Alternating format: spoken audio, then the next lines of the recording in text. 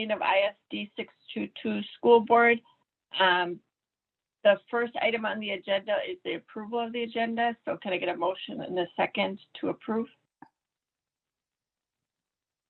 So moved.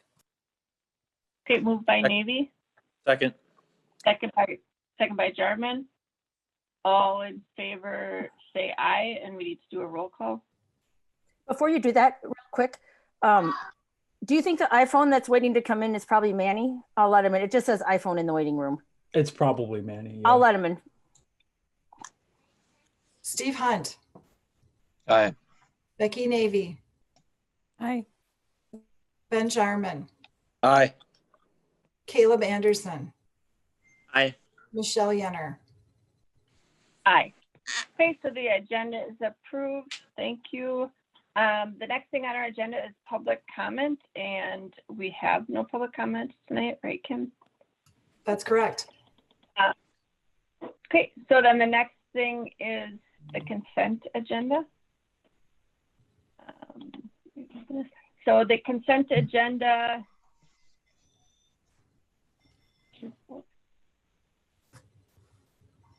Okay, the consent agenda consists of routine items that are acted on in a single consolidated motion without board discussion.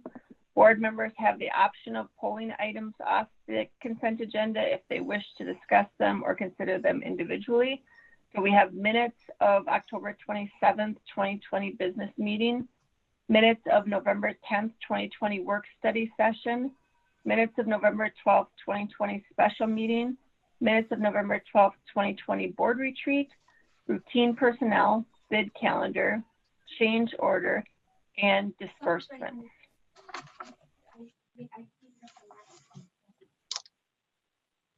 Okay. I would like to pull 4G. Okay. 4G. 4G is change orders. Okay. Then I'm going to read the resolution without 4G and look for approval. So be it resolved by.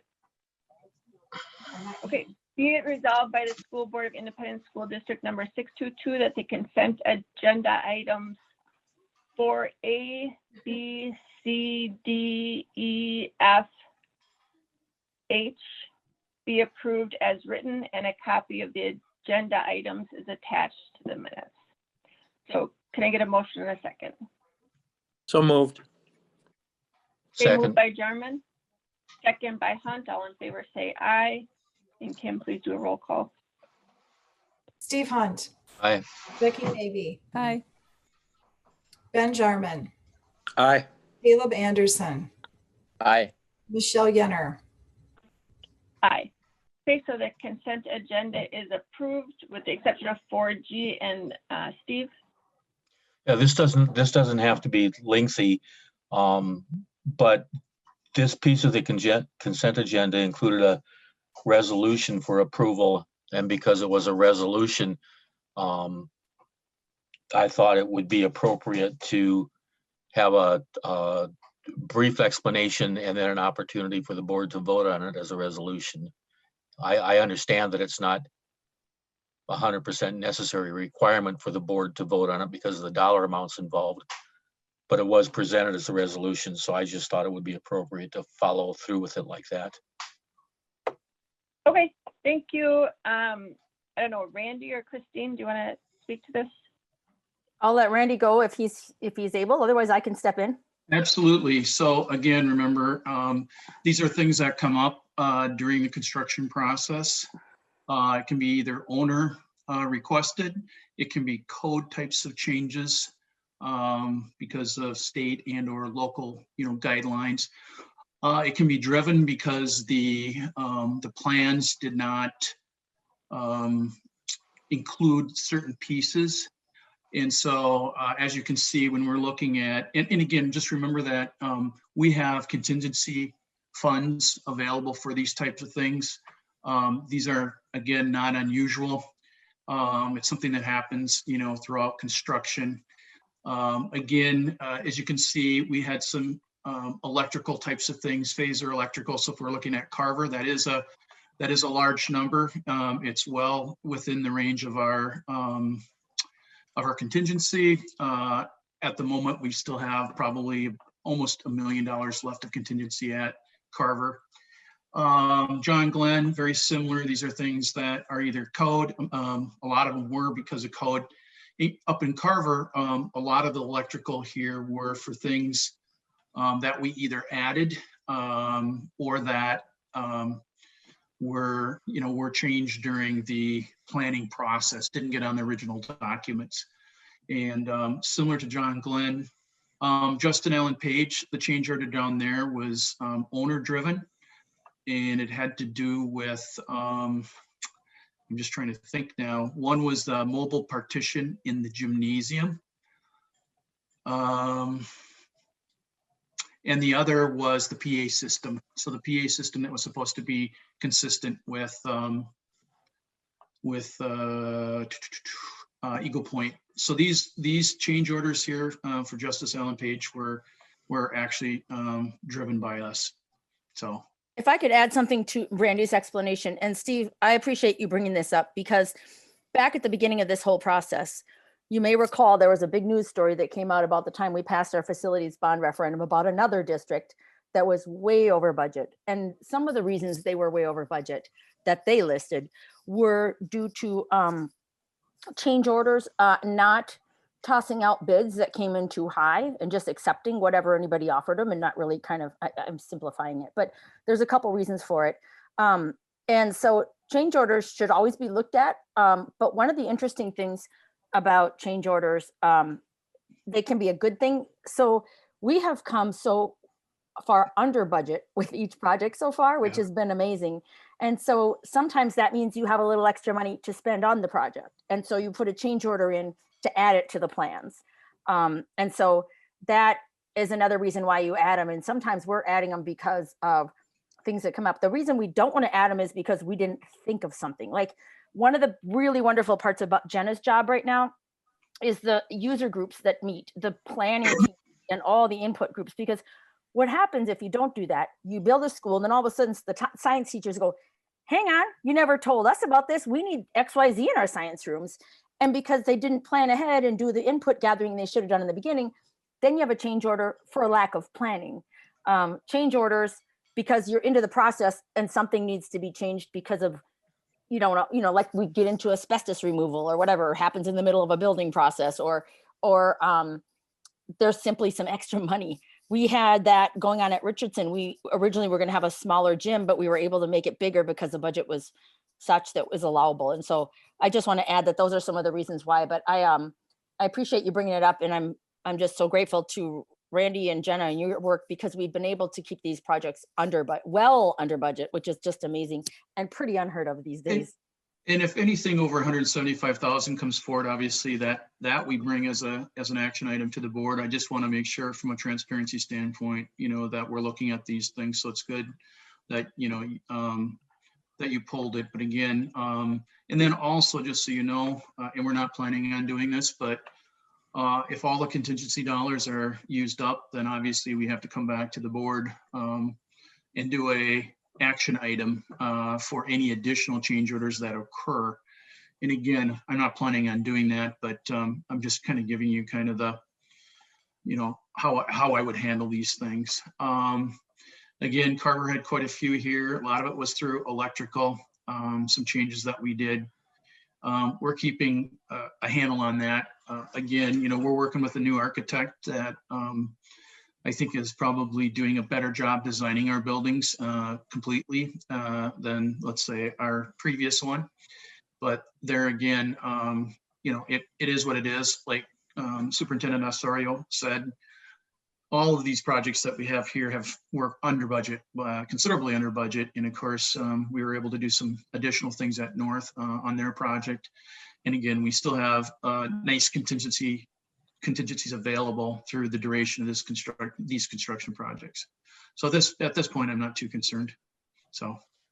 Yeah, at the beginning of this process, when we went to the public for approval and during the entire process of figuring out what we wanted to build and how we wanted to bid it and pay for it and everything, I think the administrative team has done an excellent job of of creating a transparent process and vetting it through a number of public options and managing the money. So that's not my concern at all. I think that everything that I see in front of me is perfectly reasonable and not a problem. The only reason I wanted to bring it up was simply because it was a resolution that was within the consent agenda, and so I thought it would be appropriate to pull it and have a brief discussion over it. I'm glad you went through the process of reviewing it so that the public continues to stay aware of where the money is and how it's being managed. And I think the word managed is a lot more appropriate than the word spent, because I think it's being managed in terms of an investment in the brick and mortar part of our education in 622. So my hat's off to you guys. And without any other discussion, I would move approval of the agenda item. Thanks. Yeah. Any other questions?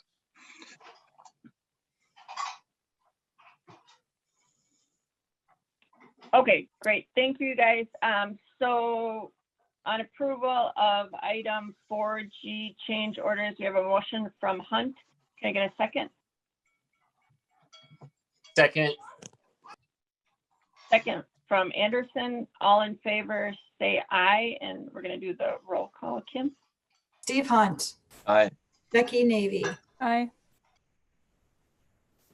Carly Ruff, Aye. Ben Jarman, Aye. Caleb Anderson, Aye. Michelle Yenner. Aye. Okay, so the consent agenda is approved. Next on our agenda, we have reports, and we're gonna start out with our student school board reps. Thanks for being here, you guys. Evan or Mandy? Which one do you want to go with first?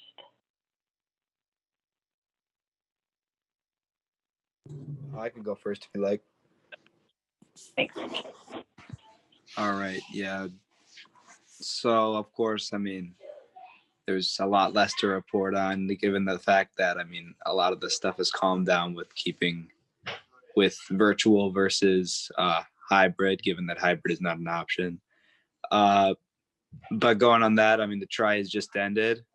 A lot of students had virtual finals or virtual final projects that had to kick off. And then the return date for all materials was today as well. Pickup date will be a separate day.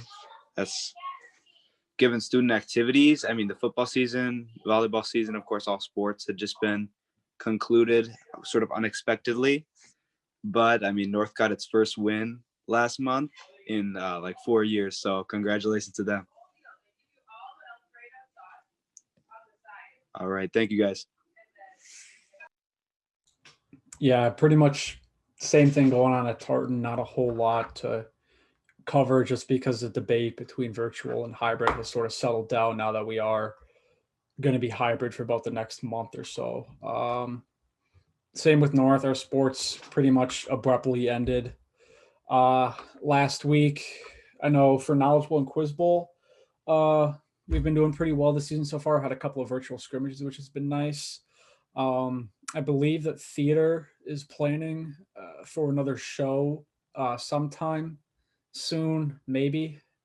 It might be virtual. Nobody really knows yet, but that's just sort of the nature of, you know, how this school year has gone. Nobody will really knows what's going to happen because it can change from week to week so quickly. It's hard to, you know, get a grip on any sort of concrete event or happenings going on because everything can stop in a matter of a week. So, but I mean, yeah, we've had our end of try today as well. Students are trying to keep in good spirits, but it's definitely difficult with a lot of these activities being canceled.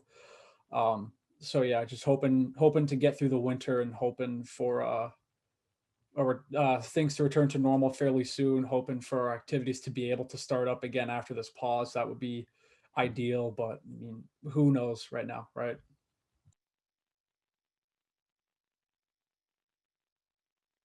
All right, thanks, Evan and Mandy. Does anyone have any questions or comments?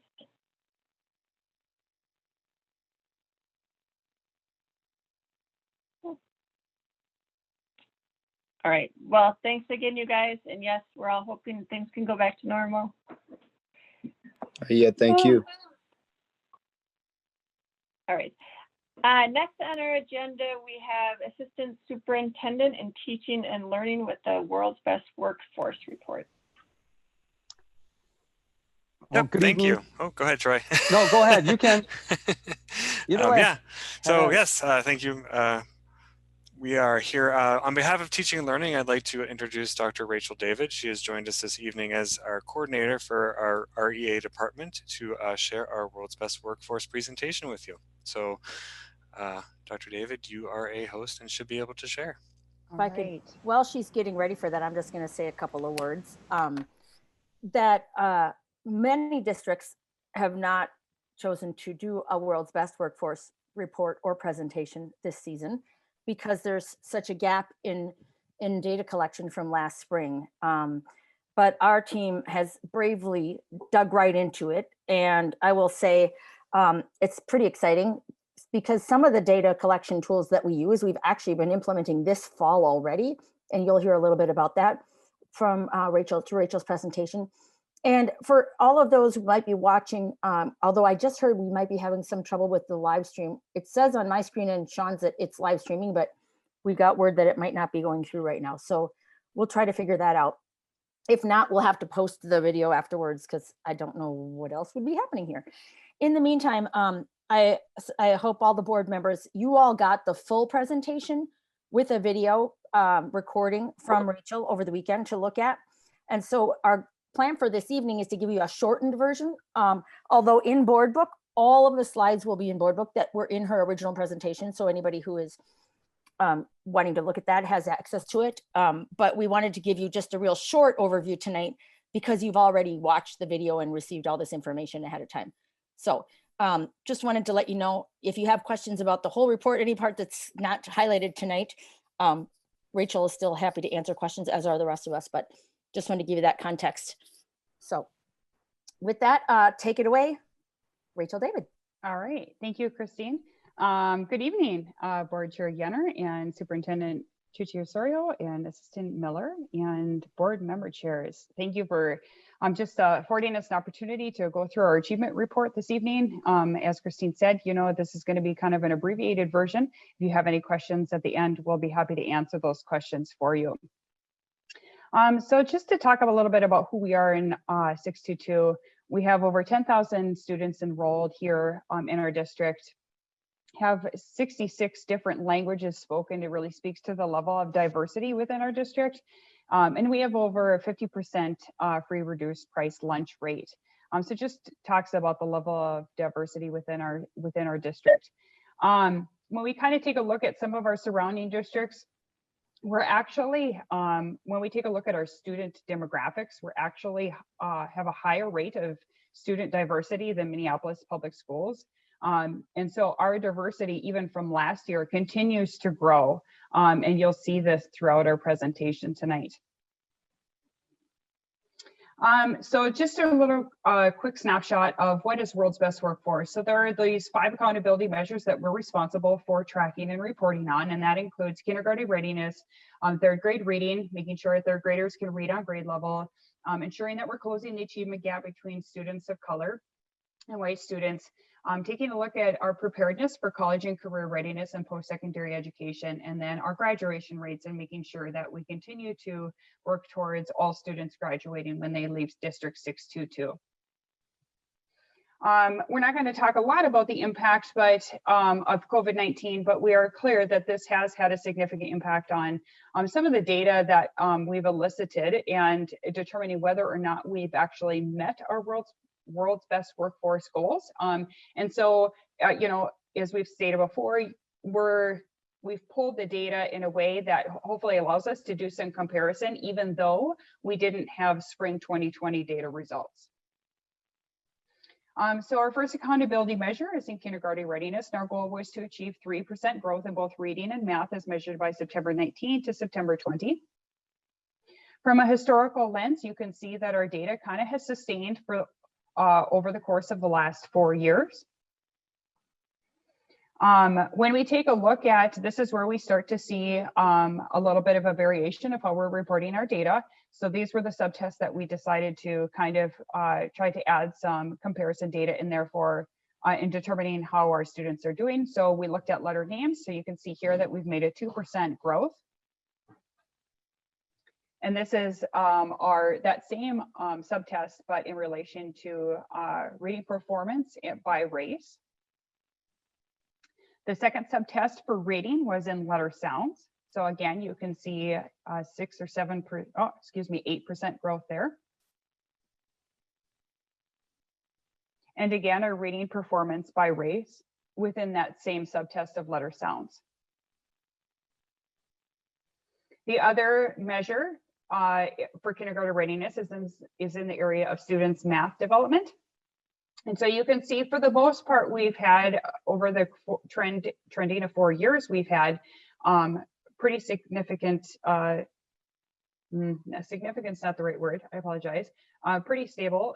We did see a little bit of a drop off this last year, which we talked about in greater detail in our presentation that you received last week. We did take a look at our kindergartners' readiness as it relates to number identification, and we identified that there was a 2% growth there, as well as the fact that many of our student groups are performing comparatively as shown here in our number identification by race. The other subtest was in number sequencing, and you can see a growth there. And then again, what we're seeing is just this pattern of our student groups continue to be performing comparatively among all of the subtests. So I think what we can really say around our kindergarten readiness, and this is really an amazing feat, quite honestly, considering all that education continues to endure in light of the changes through COVID, is that our kindergartners are actually performing either at or above what the kindergartners were performing last year. And I would say that that's actually a bragging right. The second point, our accountability measure that we have is around the third grade promise. And our goal was to increase from 4.8% from September 19th, spring 19 to spring 2020. Unfortunately, because we didn't have spring assessments, again, we had to kind of modify how we were reporting the data. So we took a look at our second graders last year in winter of 19, which was the last data point that we had for testing last year, and then actually track that as a cohort. You can see they've actually made 7% growth, which is amazing considering if you pay attention to kind of what the news is saying is this COVID slide, right? And what this is showing us is that our students have not necessarily taken this COVID slide as much as one might have predicted. In addition, you can see here that our third graders, all student groups are growing. So this speaks to the kind of the achievement gap and ensuring that it's not just our white students who are growing, but all students are making their growth and contributing to our overall percentage of growth.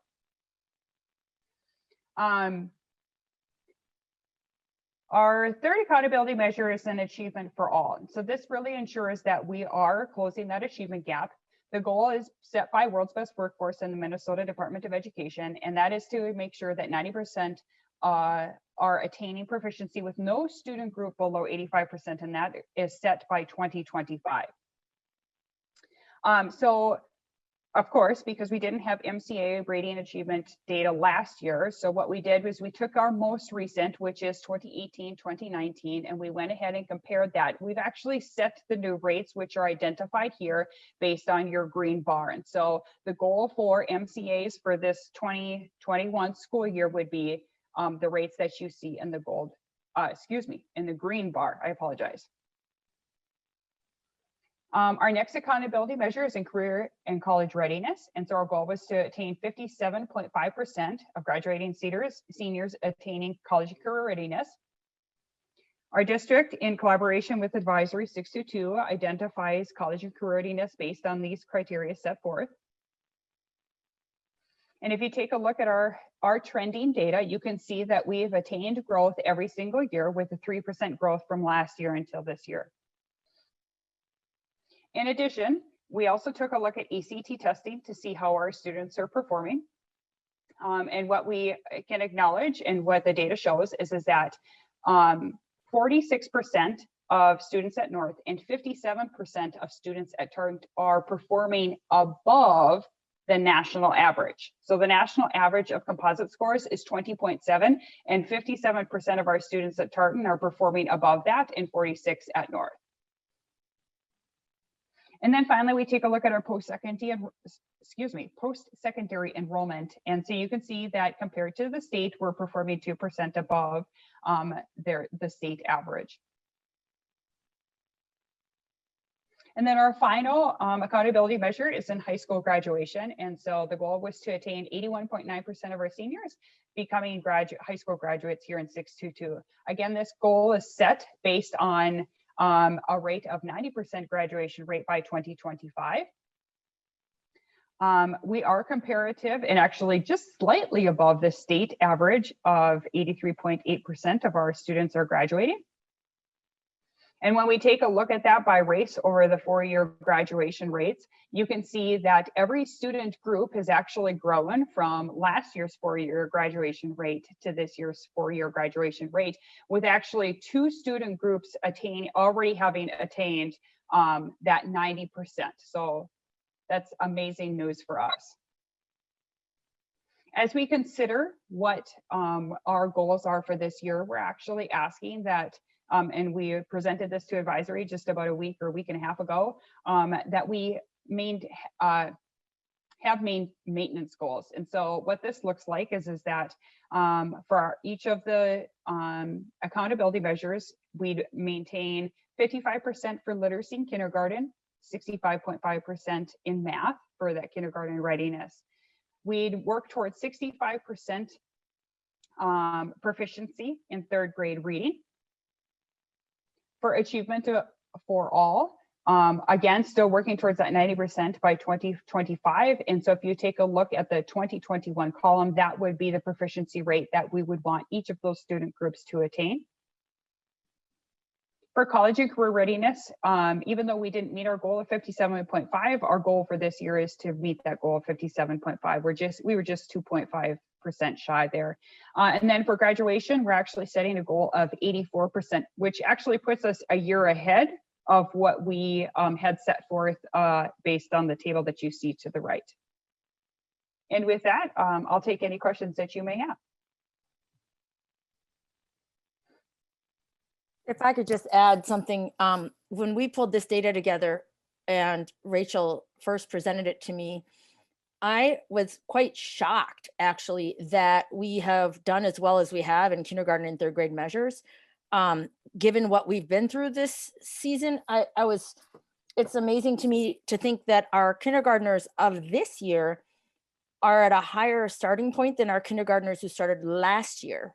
And I just tell you, that is an amazing testimony to our preschool programming.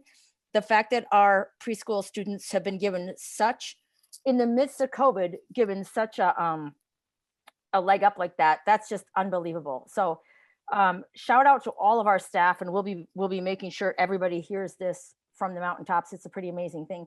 And 3rd grade as well. I mean, what an amazing job. You know, it's harder to measure because we don't do, without the state measures, it's a little different in the secondary sites, but right now with our elementary, we do have really strong measures, and our teachers have found ways to administer these measurements even within distance learning. So we've got good data to work with. So amazing job. Shout out to all of our teachers and early childhood staff in particular. And of course, teaching and learning and Rachel for her work on this. So it's a rough year because we don't have the normal data we're working with. I was at Carver on a testing day last month, and exactly what Christine was saying, it was really a smooth process. Everyone was really careful about working with the students to move them to a testing location, and it was one-on-one testing, separated student by student. So it was really safe, and it kind of worked really well with the flow of the classroom that I was visiting.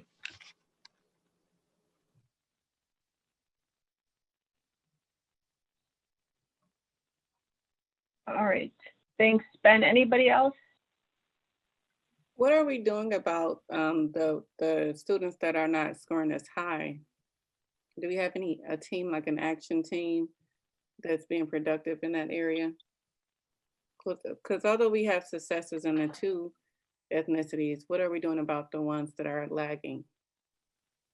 Yeah, we absolutely have a really intricate team of interventions and supports at not only the elementary level, but the secondary level as well. Extra time is given to anybody who's falling below in any of the areas that they need to be performing in. And so we have a pretty rigorous system in place with that. And actually, it occurred to me that that might be a good thing to bring back and share with the board again, another update on kind of our MTSS intervention, because we could do a whole nother presentation on all the ways in our district. And one of the things I think is pretty incredible is that we have what I need time, win time, where teachers actually provide extra support to all students and really, really targeted interventions. And every one of our elementary schools has additional intervention teachers just hired to extra support with this extra time. And we've got a pretty rigorous MTSS structure finally now in place for secondary. And I don't know, Sean, you want to add anything to it, but there's a lot of supports in place that are pretty amazing, actually. And I agree with you, Carly. We should never, ever sit back and rest on our laurels and feel like we've got it all figured out, because we absolutely don't. There's a lot of places where we want to continue to grow and improve. And in fact, I'd like to, at some point in the next coming up meeting, share some of that and some of the things we're looking to add into our system to even fortify it even better. Can she show the college enrollment data one more time? Absolutely. My computer unplugged, so I was out for a minute, and I'm a little frustrated about that because I really am definitely engaged in this topic here. Let me see here. So here's the criteria set forth by 622 advisory. So this is how we identify all of our students in terms of whether they would be considered college or career ready. And then here's our historical, here's our historical data. So you can see over the last 3 years, we've continued to grow, making a 3% growth from last year to this year. So just Carly, this is like kids who are taking college credits while they're in high school. Yes, I have a baby cousin doing that at Woodbury. We have very high numbers actually in college classes in high school, very high actually. Can I see your breakdown by race? I do not have a breakdown by race, but I can absolutely get that to you and send that through to through Kim. So one of the concerns I want to bring up with that is their how interested are they in college, and what colleges are they applying to and getting accepted to? That's a concern for me for children of color, because sometimes they're not as encouraged to go to predominantly white colleges. And I want to know what efforts are we making to expose them to historically Black colleges, to other, more wide spectrum outside of our neighboring colleges. So I just wanted to, we can add that in the notes. And absolutely, we can bring you more information. And for any information we send to you, we'll send to the board, and obviously, have that available for anybody who wants it as well, because yeah, absolutely. And put me on the call list for that. I'm very, very highly engaged in that topic because it's important. So put me down, Miss Rachel and Miss Christine, Superintendent, because I definitely want to help out in that area. I know Miss Ayers is also an expert in that area. So I think it's highly important, and I think that engagement and enrollment would go up with some education and opportunities for the parents and the students in that space. All right, thank you. And can I remind you, Carly, that we'd also like you to join our advisory team, and you'll get the first-hand look at every little bit of it. Okay, I'm getting panicky, like, wait, I need to be here for that. No, we got you, because we would love to have you join as a parent too, because it is a really amazing, it's a great place where parents and staff and students even come together to look at some of those exact issues. So absolutely, thank you guys. Yeah, thank you for bringing it up. Christine and Rachel, I have to say I'm very surprised by this data. and relieved. I know you did a shout out to the teachers and the staff. Is there anything else we can say about how we accomplished this?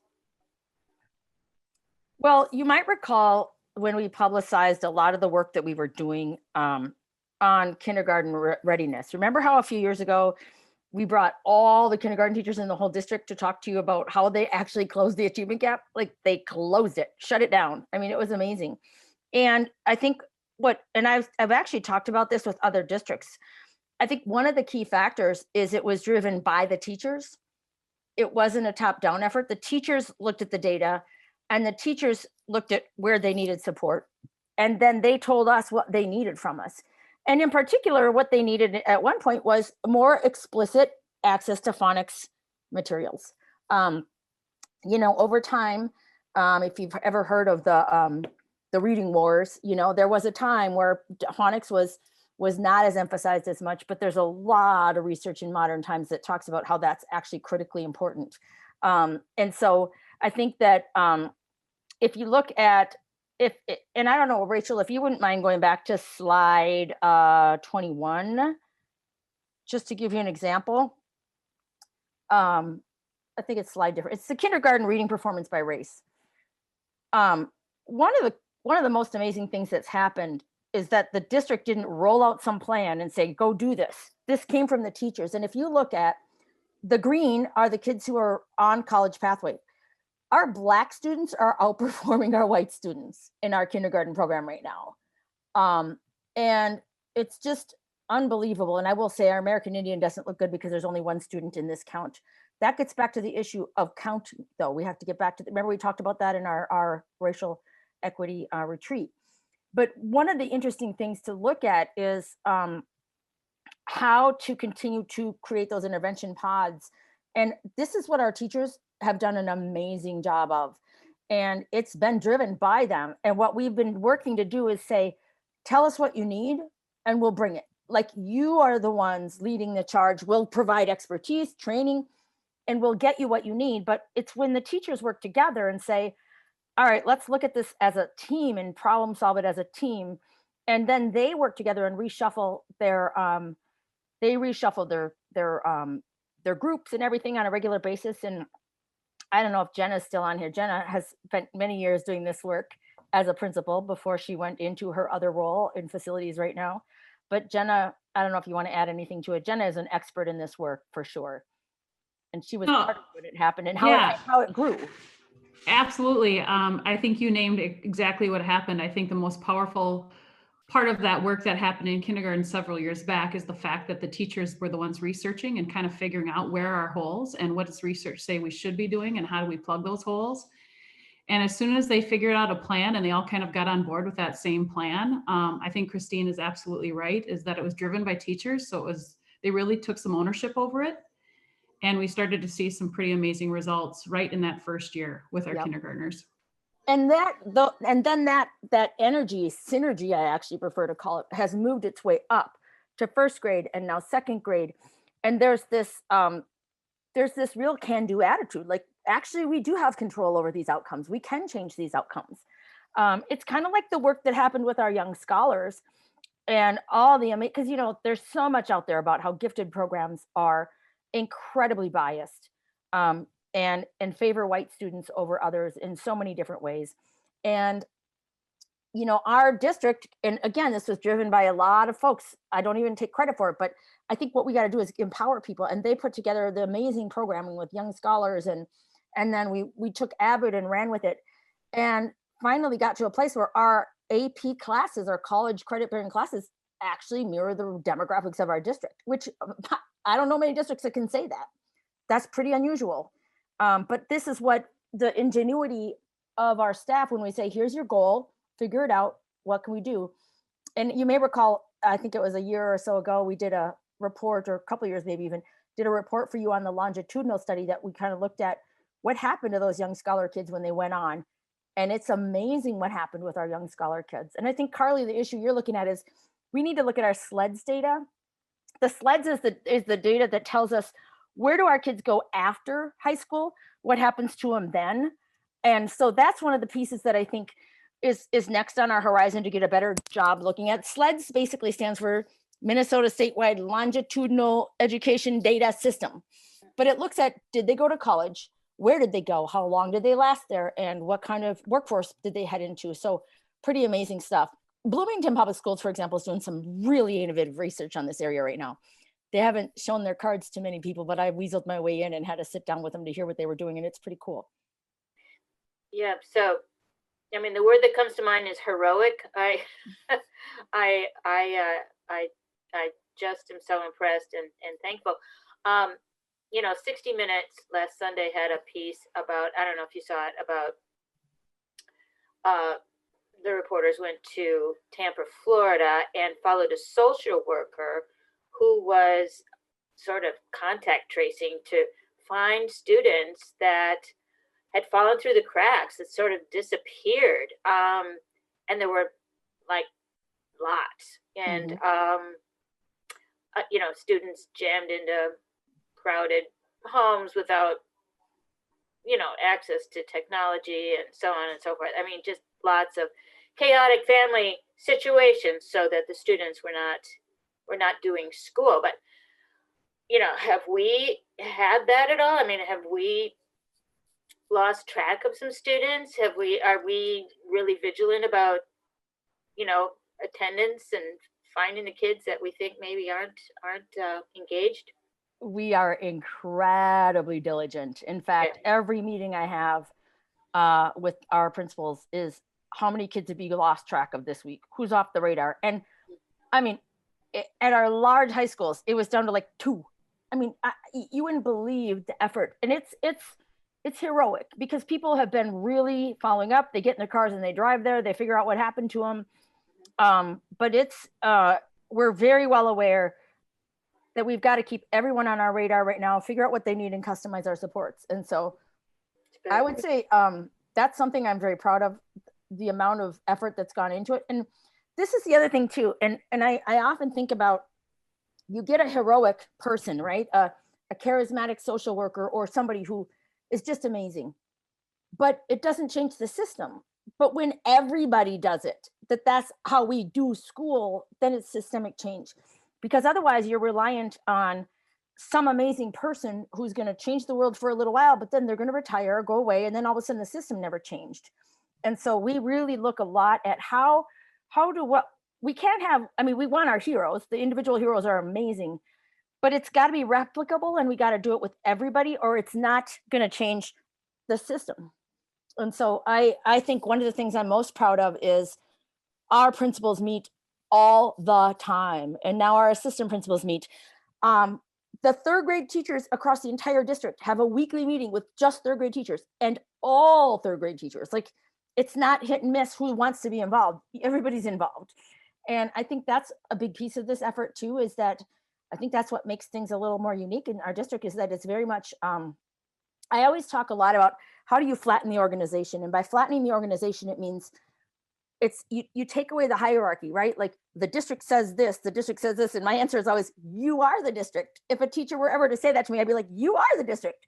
Tell us what you need. We have to respond to the grassroots leadership of so many people who have got great ideas. And that, I would say, if I had one thing to be proud of, it is the way, and it's not just me, it's our cabinet, everybody who works, we are all servants to the people on the front lines because we want to empower everybody, but we also want to not have it be about one wonderful person who wants to save the world and nobody else is doing it. That doesn't work. And I'm also curious about last year's data for the fall or whatever that we can compare this to see, you know, what effects did distant learning have on this? I think this is worth like digging into a little deeper to figure out this phenomenal data here that I'm loving, because I'm an elementary mom in this district, so I'm proud of that, and it makes me feel safe. But what's working then? You know, like Christine said, they were doing it across the board, but I also would want to know from the families, you know, because I know some of my parents, my students' parents were saying distant learning is working for their kid.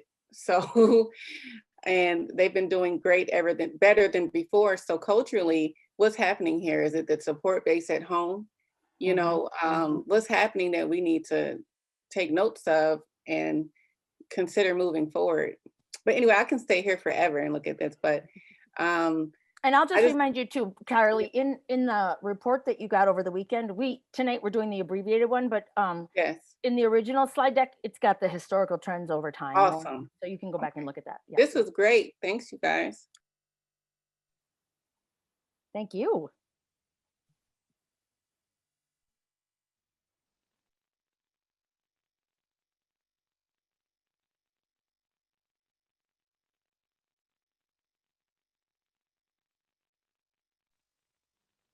Oh, hang on. I'm not hearing you, Michelle. Is anybody else hearing her? No.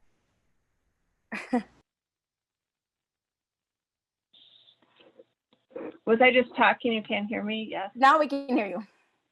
I turned off my speaker instead of my mute button. So anyway, I was just saying to Rachel, thanks for the flip presentation that you provided for us. And thanks for coming tonight to talk us through this. And I'm happy that you're able to find some suitable comparison data since we didn't have our usual standardized tests. However, despite what you've shared with us, I'm still concerned about the achievement over the last year. I'm glad that the data looks promising, but I look forward to the day when we can get the kids back into the classrooms and make sure that we are reaching our achievement goals.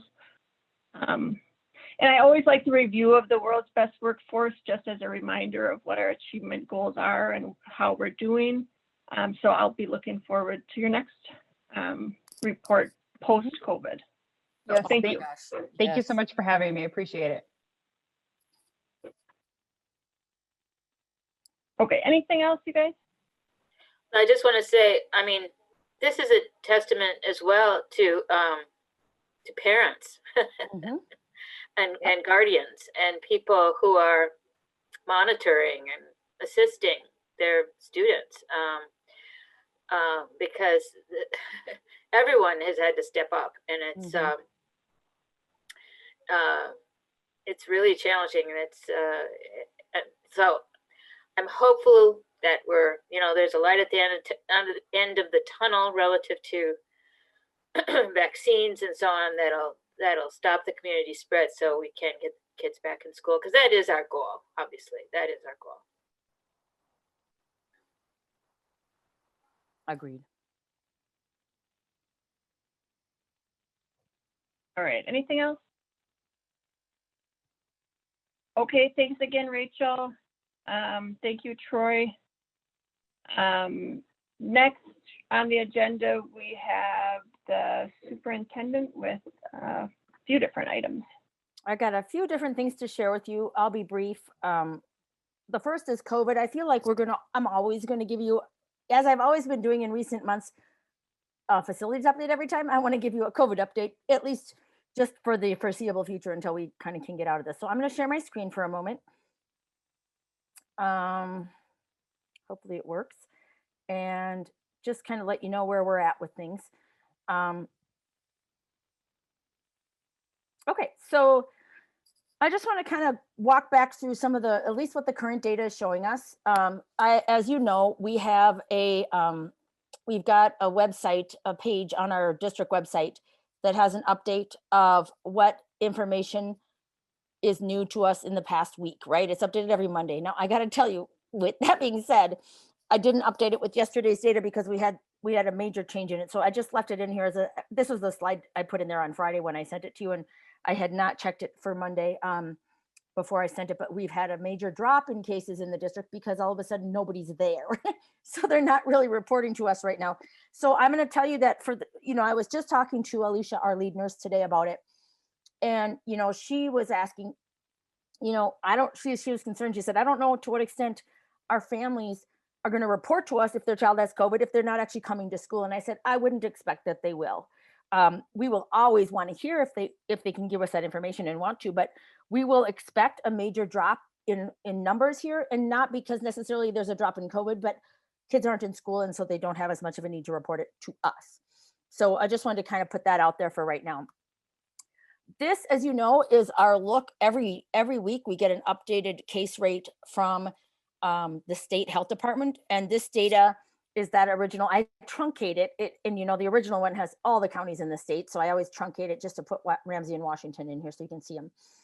And you can see the guidance, original guidance from the state that says, obviously, once you're over 50, both groups should be in distance learning. And this is the official data, which is 2 weeks old. And you can see that Ramsey and Washington County are very much above that amount, above that limit. Now, Washington County does on their website separate out what portion of their data is only due to the prison outbreak of COVID. And so the number is a little bit more in line with what Ramsey County is seeing. But again, this is the 2-week-old data.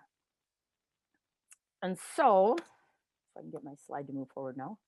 Okay, so I also, everybody in the world has been looking at this amazing site put together by Dr. Wolfson at the University of Minnesota. He's a statistician in the Department of Health. And what he does is he's created this website, which has sort of become the go-to for everybody. The health department won't publish data until it's been cleansed and checked for accuracy. Like, for example, if somebody were to take a COVID test in one county, but they live in another county, or if somebody got doubly counted. So they don't publish it until it's been reviewed thoroughly, which takes time. What he's doing is posting real-time data.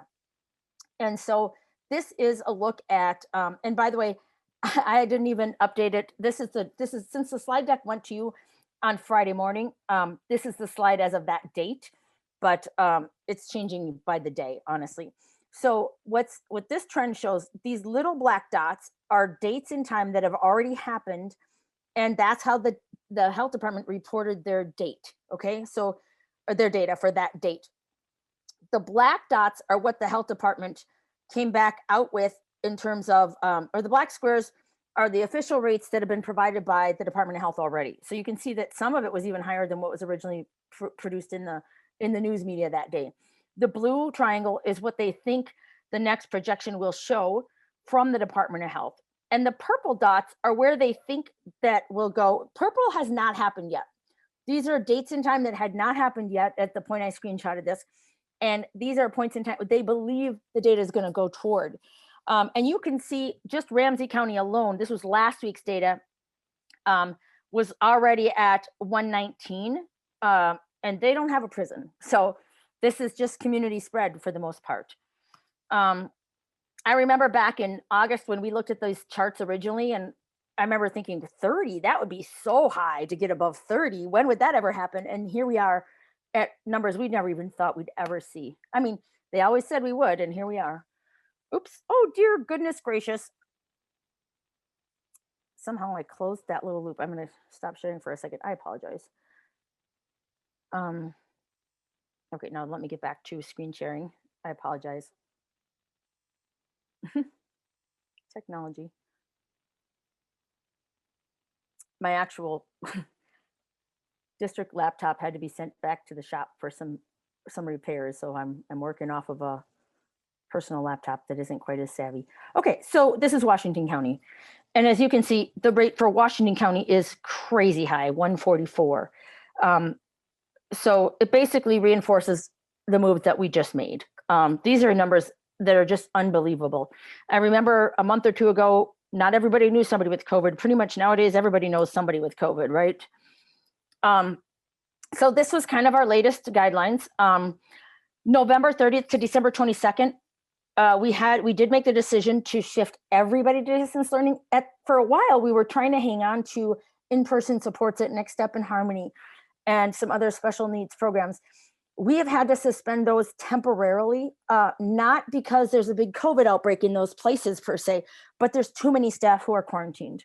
And we're hopeful that if we can take a little break, we can get those back on track. Even if numbers stay high in January, we'd like to still bring back Next Step and Harmony if we can. Our families have made it really clear it's hard for some of our students to learn at home. I want to put a heads up that at the December 15th board meeting, which is next month, I'm going to want us to, when I bring my COVID presentation, I'm going to want us to talk about, you know, kind of where we think we're going to be for January, and if we are able to resume, at the very least, resume some in-person supports. But hopefully at the December 15th board meeting, we'll have a trend, at least on what the impact of of the Thanksgiving holiday did to our data statewide as well. In the meantime, I just wanted to share a couple things with you. Our free meals continue for all students. Our food service team has served over 1 million meals since March. I'll say too that Paula Polkamp, who's our supervisor for nutrition services, did an amazing job, went after a large grant to feed adults in the community. And this grant is $750,000, but it has to be spent by the end of December. So you would not believe the work that's underway with our nutrition service staff to prepare. And actually tomorrow we have pickup sites all over the district where we are picking up, families can pick up, adults can pick up a turkey dinner for 7 in a box with all the fixings. The turkeys are pre-cooked. The stuffing, the potatoes, all of what's in it is all cooked. It just needs to be warmed. It comes with instructions. And they are really moving. They want to move a lot of food. So people don't have to make a reservation. They can show up to any of the pickup sites, and all the information's on our website. But they have it set up every Wednesday through the month of December. Large family meals are going to be handed out to adults for every week through December. So it started last week and it's going through December. They served 15,000 adult meals on their first day last Wednesday. So that's pretty exciting. By the way, a lot of districts around us didn't go for this grant because they felt like it was too much money to spend in too short a time and it would be too much work. And Paula was like, no way, we're going after it. And she did. And they gave us, I think that's part of why we got such a large amount, is because others hadn't gone for it. Adventure Connection, we're trying to continue with programming. That's our school-age childcare. We are looking at possibly consolidating to some sites if we see low enrollment. Staffing challenges continue. We have people getting COVID or getting quarantined because of COVID. And so we're continuing to, we have to periodically shut down a program for a little bit till we can get staffing back up in place, but we're monitoring that as well. Adult basic education has been all moved to virtual classes for right now. And we've temporarily shut the testing center just because of staffing issues, but we're going to try to reopen as soon as we're able to. Transportation. We have been providing transportation in the mornings to our non-public sites.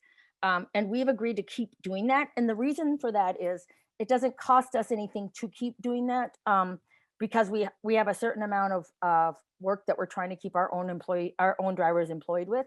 I think if we were spending extra money on it, we would think about it differently. We're not adding extra routes back, but just for these few weeks where we're in total shutdown, we want to maintain work for our drivers and our bus monitors. Our hope is to not have to look at furloughing or laying off staff quite yet. I will say if this were to continue long-term in a shutdown, drivers that's one group of employees, it's hard to do work at home. So we've been trying to figure out who among them is willing to do other kinds of work.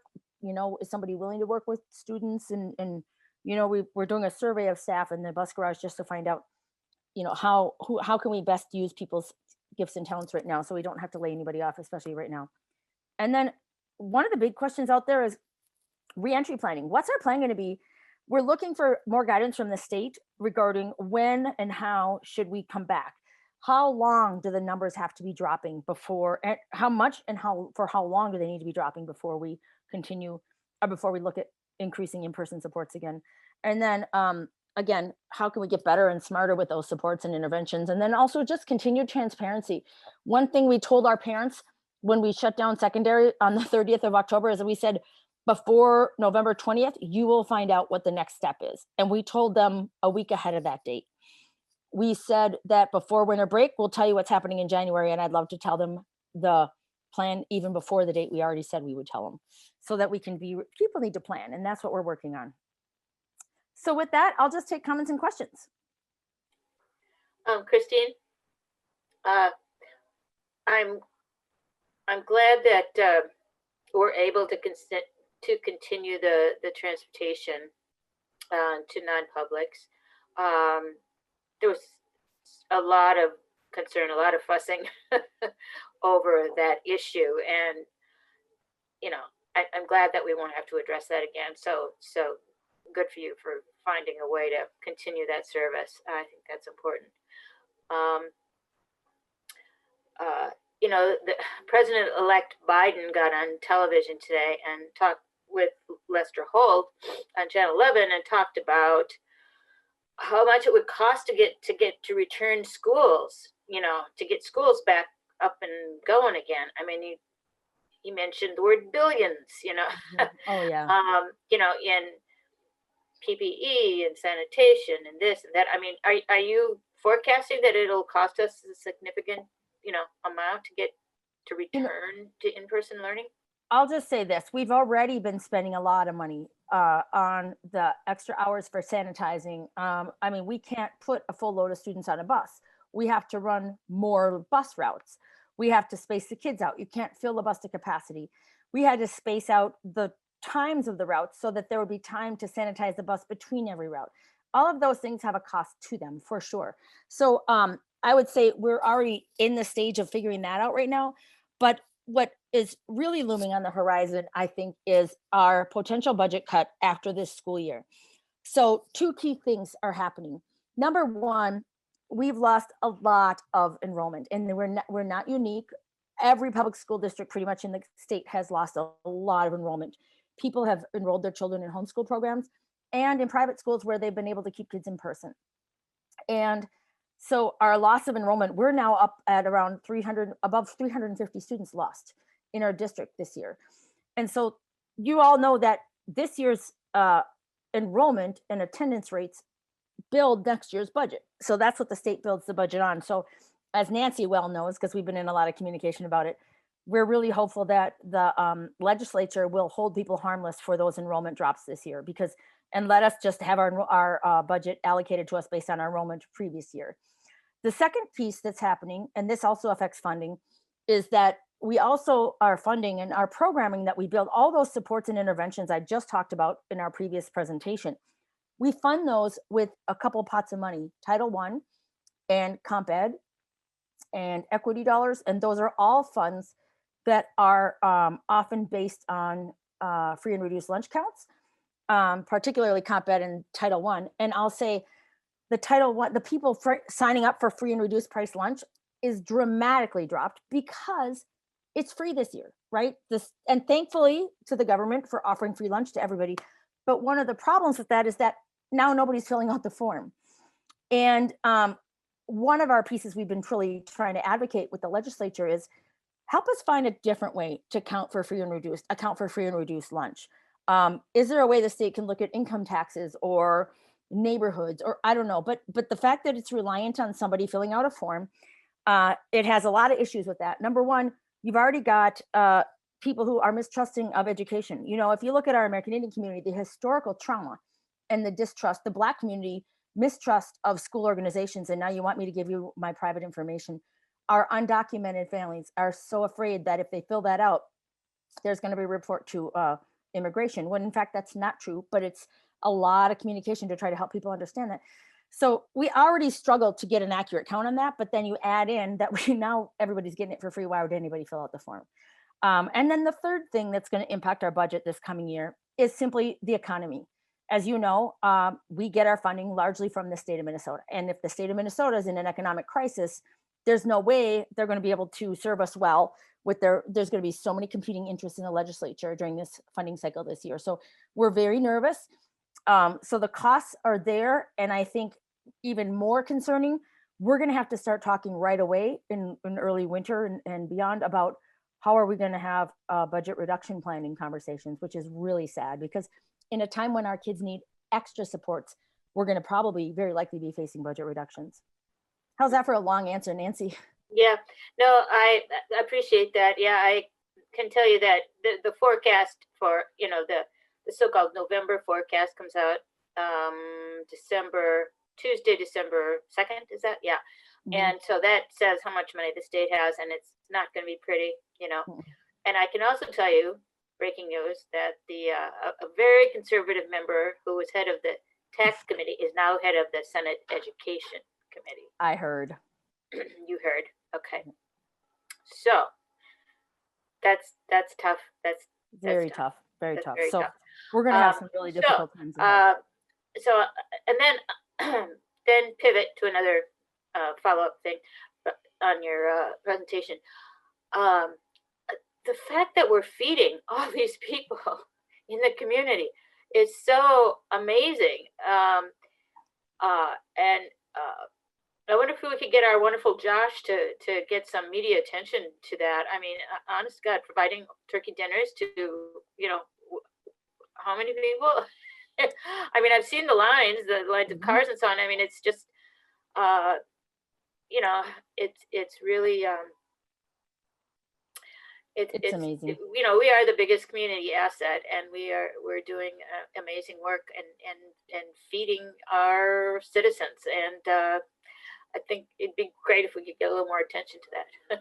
Well, I will say that I just did a radio show last Friday morning, as I do every Friday morning, about exactly that topic, and particularly these turkey dinners and all of that. So we're going to continue to push it out to anyone who will take our stories. You know, I learned a lesson a really long time ago, to never say no to a reporter who wants to talk to you. And Nancy, you have this. You're a reporter, former reporter. You get this. But like, one rule I have is always say yes and take charge of the message. Even if it might not be a positive story to begin with, you can make it a positive story. So I think that's serving us well. It's why I think we get a lot of spots on NPR regularly when they need a short notice. Hey, I got to do a story by tomorrow. My producer gives me this deadline. They know they can call me, and I will talk to them day or night. And Jessica Miles and other reporters, they have my cell phone on speed dial, because if they're on a deadline, I always say, if you're on a deadline and you don't have someone to talk to, you call me, because I'll definitely do the story, and I don't care when it is, I'll do it, because you can always use that opportunity to get good news out there. And that's what we've been really trying to do a lot of lately.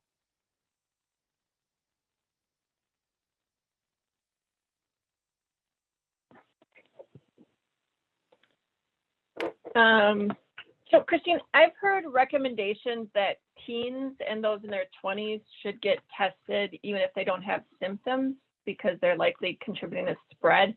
And I know that there's teens at our school who have been quarantined from close contact from, for example, the volleyball team. So they need to quarantine, and frankly, they're being encouraged to be tested as well. So it caught my eye today that there were a couple of district publications that talked about an opportunity to get a free at-home spit test that you can sign up for online. Do you know anything about this? It's the first I heard of it today. Can you say a little bit about it? Absolutely. And we've been sending this information out to families more and more, as now that this has become so widespread in the testing capability. It's only in the last few weeks the state's really gotten to a place where they can test anybody. You don't, in the past, you kind of had to like say you were symptomatic, even if you weren't, to try to get a test. You don't have to do that anymore. Everybody can get a test. And if they don't drive or don't want to go, they can sign up and get this sent to your house. And I know this for a fact because I'm the mom of a 17, 19, 20, and 21-year-old, and I got them all tested in the last 2 weeks, just because I said, you guys are in the range of kids that should get tested. And there was a really good news story in the Star Tribune about that. And so I personally have ordered spit tests for 2 of them. I got one of them into Walgreens and one of them into CVS. And all of them are free everywhere. They will ask for your insurance if you do have it, but if you don't have it, it's also still free, even at those drive-through places for the most part. I know because I've done it as a mom. I've gone through the app and done all these things, but we have been really sending people a link to wherever they can get COVID tested. And I always tell people, if you're not sure, Google it. Where can I get a COVID test in Minnesota? Because the information is changing a lot. The Minnesota Department of Health has a really great up-to-date list every single week of where are the spaces you can best get tested. But I always tell people, if you're not sure, Google it, because it's right there. It'll send you right to the Department of Health website. But there's a lot of great options. And there's, on the Department of Health website, they have this link now to where you can order that test at home. And it's pretty amazing. I will say, when you get the at-home test, you can't just spit in a tube and send it off. You have to schedule a Zoom meeting with somebody who watches you do it and checks your ID, so they can ensure that the person who's taking the test is actually the person they have registered. So you do need technology to do that. But it works to have a phone. Most people have a phone they can do that with. Great, thanks. So I'm up next if you want me to keep going. I am just doing a really quick facilities. And I'll just say this. I'm not going to, again, kind of like our other presentation, This is just a really short recap. But when we talk about something in a work study session that's kind of new and updated information, we like to then share it in a public board meeting so that we can just make sure that the public has a chance to kind of see some of that as well. So I'm going to cruise through this really quickly because you as a board already heard all of this from Wold last week. And thanks to Jenna, who's here. She actually put the slide deck together. So I probably shouldn't even steal your thunder because it's actually her work, not mine, but I'll just buzz through it and Jenna can answer the questions you may have as well. But last week, we actually had a great presentation from our architects, Wold Architect Company, and they talked about where we're headed with our plans for Tartan High School and North High School. And I'm not going to read these slides to you because you all have seen these before, but for anybody who was viewing this live streamed or the recording, if the live stream doesn't get up and running in time, this is also connected to Board Book, and all of these slides are in Board Book because I think people are going to be interested in them. But again, we want to have similar experiences for both of our schools. North is a much newer school than Tartan is, but yet there's some things we need to do to North also to make sure that it has, that as we do both together, that we're going to have ability to make them comparable high schools. We don't want one to have more than the other in different ways. So safety and security, as we know, is our #1 goal, as well as the flexible and innovative learning spaces. These are some ways that people have been involved. Jenna has been deeply involved with core planning groups, student user groups, and what have you, to make sure people have input as to what their dream high school would look like. This is just a really, you all seen this, so I'm not going to spend a lot of time, but it gives you a little look at what the future plan is for North High School, kind of the footprint of it. And again, people who are watching this and go, wait a minute, slow down, I want to look at that again. It's all in Board Book and you can go see it. I will tell you, I shared these slides with my own daughter, who's a Tartan graduate, because she really wanted to see what they look like. So this is all public, but it just kind of gives you some basic information about what the addition's going to look like at North High School. And this is all North High School, the secured entrance, and then the multi-floored addition that's going to have a lot of different spaces in it. This is really fun if people want to just comb through and look at the maps of the buildings and see what happened. But most importantly, every group that is affected is getting input gathered. And Jenna leads all of those, and she's on here with us tonight, meetings with science teachers and FACS teachers and who have you. So we also learned that Wold shared with us that there's a new expectation that buildings now have an even higher ability to handle weather. So the idea of being in a tornado and having to go to the basement, they have to build the building strong enough to handle the tornado hitting the side of the walls while you're in it. So there's a real interesting different standard of building code as well. So some just really cool looks into what the additions are going to look like at North High School. This is that timeline. Construction basically begins next summer and it's going to go through the next 2 years after that. Remember, by fall of 22 is when all the elementaries and middles need to be done so we can have our boundary changes. Construction at the high schools is expected to go beyond that, but at the high schools, we are going to work around that while kids are still attending school. This is a look at Tartan High School. And this just gives you a footprint view of where that's all going to happen. And I'm buzzing through these really quickly because you guys all had a long presentation about this last week. But for anyone in the viewing public, these are all in your documents. You can look at this and have fun going through it and send us your questions too. So this just gives you a look at some of the spaces that are being developed. One interesting piece is the unisex bathrooms. I always say it's a lot easier sometimes for people to understand. Same-sex bathrooms sounds very different than unisex. Unisex just means there's stalls right off the main hallway and you can go in there and open them. If you look at any of our old buildings, most staff bathrooms are unisex bathrooms. So it's not different than that. It's just the change is having that for students. So this just gives you kind of a look at how these flexible breakout spaces are going to allow us to have students who sometimes during the day might be in-person classes, and then they might have a class or two where it's online and they can go to open workspace that's available to them to be able to do work and learn independently. And that's part of what we really need to do. The goal here is to have it feel a little bit more like a college campus. If you think about student unions and student centers, the way there's lots of different spaces for people to go and sit and do work. And so this just is kind of some of the drafts. And again, same timeline for Tartan, except it's going to take a little longer to get the work done. The renovations that need to happen to Tartan are pretty extensive because of the amount of time, the amount of work that has to be done because it's a much older building in need of a lot more improvement. So that kind of gets it a little bit. I'm buzzing through this quickly, but Again, I want to just remind you all, as board members, you all saw this. We had a long discussion last week, and actually we recorded that work study session because we're in virtual times. That work session is also recorded and it's posted online. So somebody who wants to see the longer version of this presentation, that's online for you to go look at, as well as this whole slide deck. So in my effort to save time a little bit, I certainly want to open up to any questions and comments you may have. And I'm glad that Jenna's here to answer as well, because she's in the heart of all this work right now. Mm-hmm. Well, Christine, I think this is proof to the community that we certainly want the students to come back to school eventually. Yes. Because we're making our schools beautiful and improving them, and they're going to be gorgeous. Has it helped the construction process to have students not there? Absolutely. Jenna, I'll let you speak to that.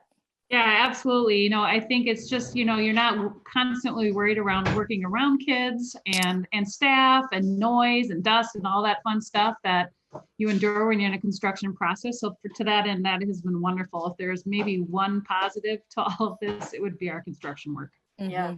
Yeah. And even John Glenn, for example, you know, when we made the decision to shut down all in-person stuff for a few weeks, just as a pause, even special ed and that, immediately they jumped right on it so that they could shut down the office and do some major work that they wouldn't have been able to do if even any students had been in the building. So it's pretty exciting, actually. Right.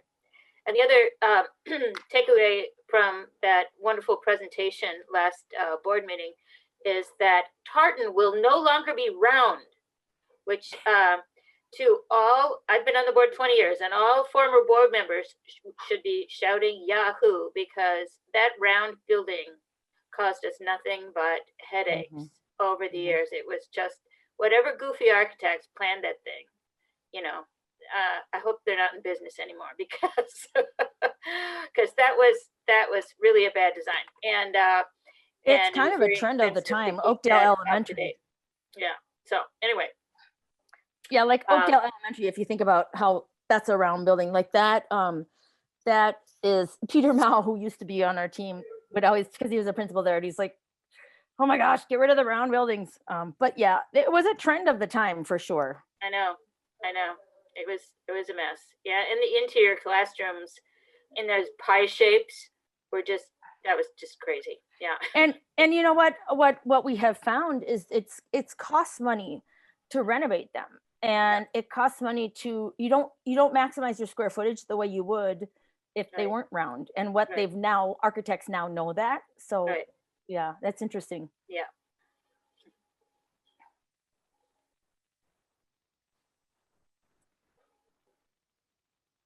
I just want to, again, everybody, this is all online. If you want the longer version, it's all online. And on our YouTube channel for the district, you can go and see the longer presentation with Wold last week, which was really, really informative. So just a reminder.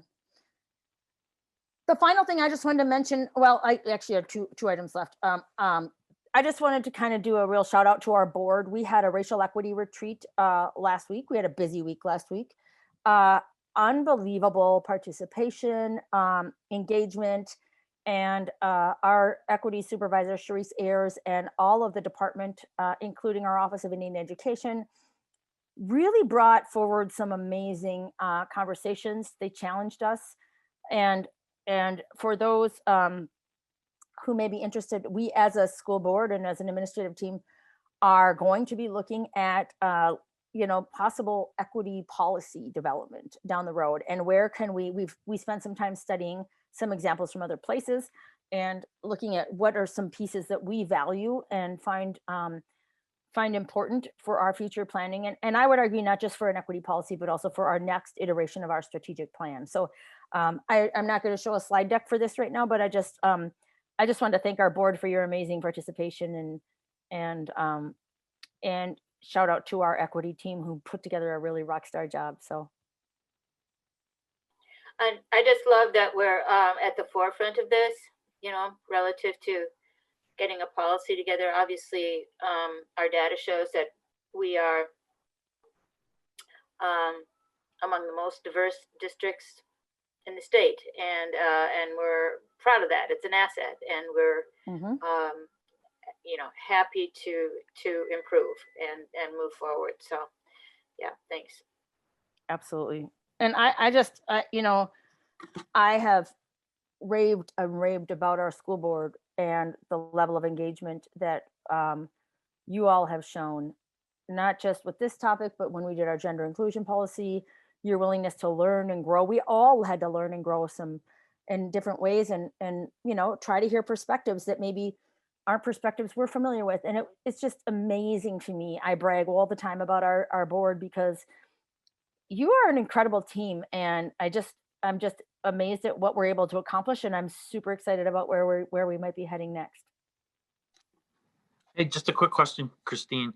What's the next step as far as the policy that you were just talking about?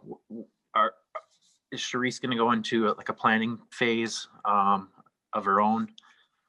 Yeah, actually, she just talked with me today, and thank you for asking that, Ben. We're looking at possibly checking in with a consultant or two to get some good advice about where to go next with it, but how to best engage our community with this conversation.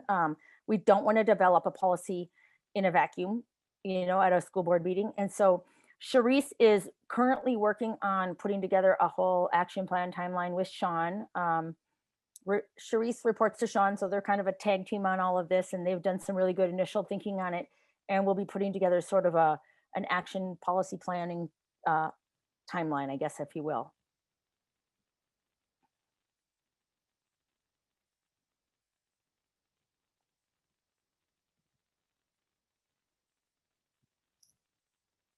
Shall I move on to the next item? I have one left. I know I have a large superintendent report tonight. Just policy revisions. Again, I want to recap that at our last work study session, which again, for anybody who's watching, it is posted online, the video of it, of that meeting. Normally, those are not live broadcasts, but in these COVID times when we're meeting virtually, they are, and will continue to do so. So we had our first reading of some policy revisions, and these are basically policy revisions based on state statute changes. And I'm not going to read all of them to you, but they are posted in board book. They're publicly posted. Anybody can go and read them, but there's four key areas that are being proposed for some revision. And these again are MSBA model policies. We always take what they offer us and we look at it with our own lens. We don't always just lockstep adopt what MSBA sends us, because sometimes we have different opinions on this. Sometimes it's a pretty easy revision because it's based on a change in state statute. So there's a couple of them. One is tobacco-free environment, changing some of those definitions around what tobacco is, and also include some information about education of students in there. Student medication, that policy has been reviewed for a first reading. And that again is policy number 516. And so this just talks about that, how the drug or medication is being stored, and provisions for designating who's going to be administering that. And also a place for unclaimed medication. What do you do if at the end of the year, nobody comes and picks up their medication? We now have a policy for what everybody has to do with that medication to properly dispose of it. So that's one of the policies that are up. The other one is school district curriculum instruction goals. And this is one that has been revised periodically. There's a couple of pieces in here. One of them that includes now is this screening for dyslexia, and that's due to a change in state statute. So that piece is in there now for the revised policy as well. And then the next one, apologies, I'm trying to do two different screens here. The next one is, let's see. Nope, I guess those are the three. I'm sorry, there were only three. The next one is actually at the action item, and I'll get to that in a few minutes. So those are basically the three changes. So the tobacco-free, the student medication, and then the change in curriculum instruction to include the dyslexia. So this now qualifies, as you know, in order to pass and adopt a policy, we have one reading that happens at the work study session where we kind of go more in depth with it. Then we have a second opportunity to kind of share the information. We always publicly publish it in board book, and we share that with whoever is requesting copies of it. And then the third reading is where you do your final vote and adopt the policy changes. So with all that, any further comments or questions on those three policies? which are all in board book and public view of board book as well. Just one thing, Christine, relative to the new chair of the Senate Education Committee, dyslexia is his major interest, as you may or may not know. Yeah. So there'll be a lot of conversation about that. There was a lot of advocacy about that Yeah. dyslexia that got that into the state statute. Yeah. For sure. Yeah. And quite honestly, it was not a difficult thing for us because our existing testing that we do with young kids, we already had that in our system. We didn't have to go buy new tests to do that. So that's the really good thing, is that we were already doing that before. So it didn't change anything. We just added the language to our policy now.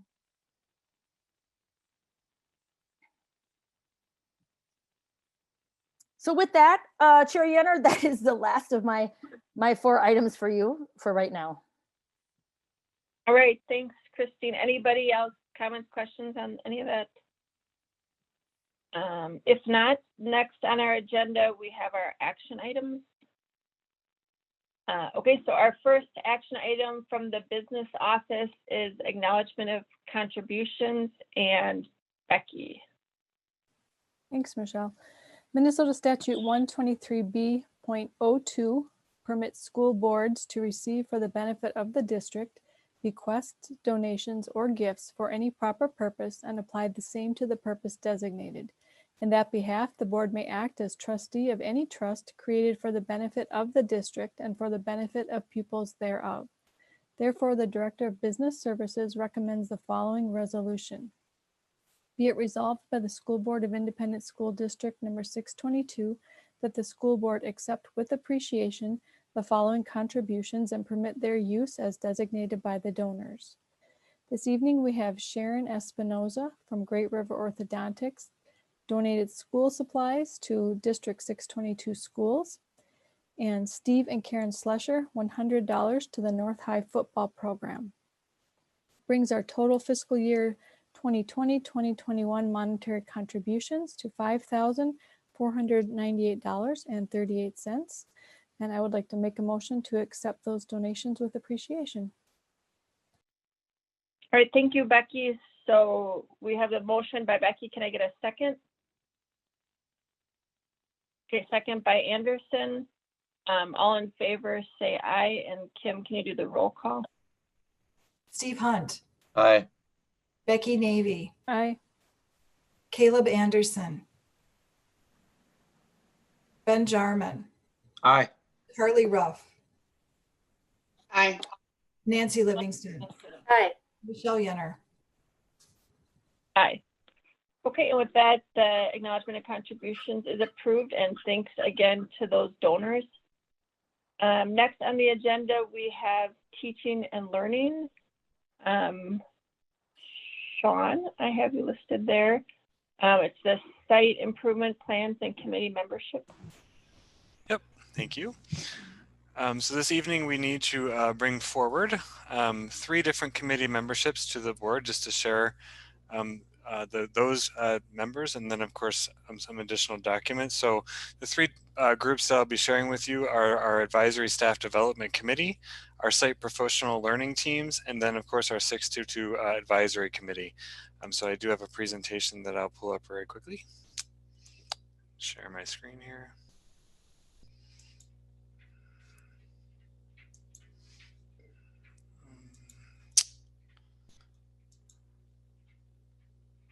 All right, so we should be seeing the presentation here for the Site Improvement Plans Committee membership.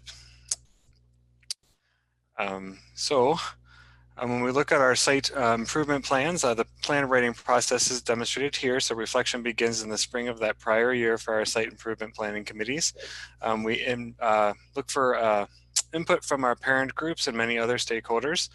Those site teams do collaborate throughout the summer, and then of course during our welcome back week, those plans are shared with staff. When we look at our site improvement plans here, they are housed here in this folder for you. Within that folder, you will see all of our different buildings here. So if for your access, you can definitely take a look at these. These are available to you. If you're interested in a particular school's site improvement plan for 2021, they are all housed here and linked for you. coming back to our presentation. Within those sites, they identify those student outcome goals. Another category in those plans are changes in adult practice, and then a calendar of events to implement those changes. So those three areas are all housed within those plans that you'll find in those linked documents. The rationale for explaining that thinking, we're looking at what problem are we trying to solve, making sure that the problem is defined as a discrepancy between reality, reality and desires. And then of course, we're implementing those changes that connect to the root cause. So those are our site planning committee plans that are presented tonight to the board.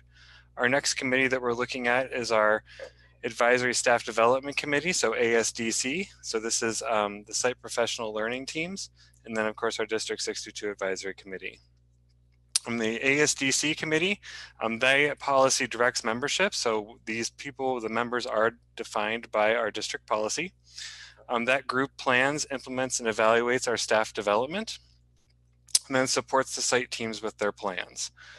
So the committee membership, as here accessed in the presentation for all of you, shows the members of that staff development committee. So you'll notice that we do have a number of members from the district office, and course members from each of our buildings are part of that team, including all areas from our student services and other departments within the district office. So that membership is housed there for you to access. Excuse me. Our site professional development teams, those are made up of principals, supervisors that assemble those teams of teacher leaders. They assist in writing and implementing and evaluating the site improvement plans that we shared on that first slide. The team memberships are housed here for those, again, listed by our buildings. So you'll see each of the buildings' teams listed out by who those members are, and of course the teacher leadership from each of those buildings listed out here for you to access. Finally, our District 622 Advisory Committee, which we have members here as a part of that committee. The members are part of our board policy of who needs to be a member of that. So we have a school board member, administrators from each of our levels, teachers, students, parents, and other community members are represented on that group. They advise district administrators and the school board around curriculum, instruction, assessment, and then of course the world's best workforce plan that was shared with you this evening. The committee membership is here again. This is listed out by membership of who and what parents we have. As you will see, we are seeking some additional members that have, for whatever reason, have chosen to not be members anymore of this committee. So we are looking to fill a few spots here from our parent perspective on this group. But again, our membership is listed out here for you to approve. Okay. So I will go ahead and escape that, stop sharing. Thank you for that, Sean. Does anybody have any questions about that? And just so you're reminded that the school improvement plans are all linked in there, so anybody can go and dive into those individually. But rather than have him read them all to you tonight, it makes a lot more sense that you can explore those, and as can the public as well.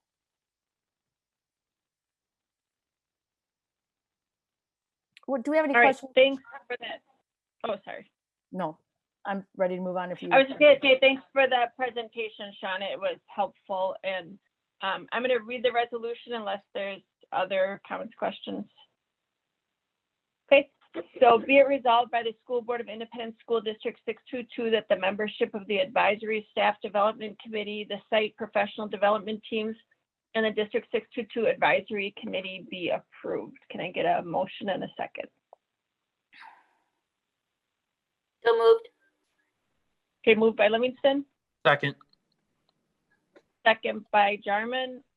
All in favor say aye, and Kim, please do the roll call. Steve Hunt. Aye. Becky Navy. Aye. Caleb Anderson. Ben Jarman. Aye. Carly Ruff. Aye. Nancy Livingston. Aye. Michelle Yenner. Aye. So that motion is approved, and thank you again, Sean. Next on our agenda, we have superintendent with adoption of the 2021-2022 school calendar. Thank you, Chair Yenner. As you know, every year our school calendar committee gets together, and it is comprised of a group of folks who are recommended and nominated by the NSP MOEA, our teachers union, as well as different folks from around the district. And, you know, we have a certain number of days already in our contract, and we also have certain requirements by the state. So it's always kind of a running conversation. It's really about, where do you move the deck chairs? How do you move the deck chairs around? And so last year and this year both, we were presented with a really unique situation. Traditionally, we have always started school after Labor Day. As you know, state law requires schools to start after Labor Day unless they get approval to start before Labor Day. And the reason you can get approval is if you have construction happening in your district, of which we have plenty. So interestingly, for this current school year, 2020, and again next year, 2021, Labor Day falls very, very, very late. This year, it was as late as it could be, September 7th, and I believe next year, Labor Day actually lands on September 6th. So by waiting till after Labor Day to start, the end result is that you either shortchange the time that people normally take for winter break, or you end the year even later. There was a lot of discussion about what's best for students. We have known that students learn better earlier in the year. There's some really good progress that happens earlier in the year. We know that a lot of our state assessments, and not just our MCAs, but our ACT exams, right, our AP exams, they all happen about the first week of May.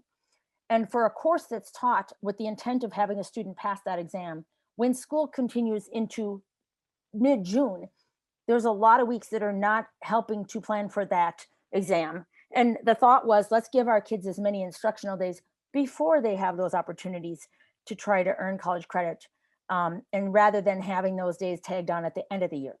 So with that, once again, we did do a survey, and we did send this out to all employees just to get feedback again. Last year, we did a big parent survey and a staffing survey. And once again, the consensus or the recommendation of the masses is really that we just go ahead and start before Labor Day again for a second year in a row. Now, again, we won't be able to do this forever because we won't have construction forever.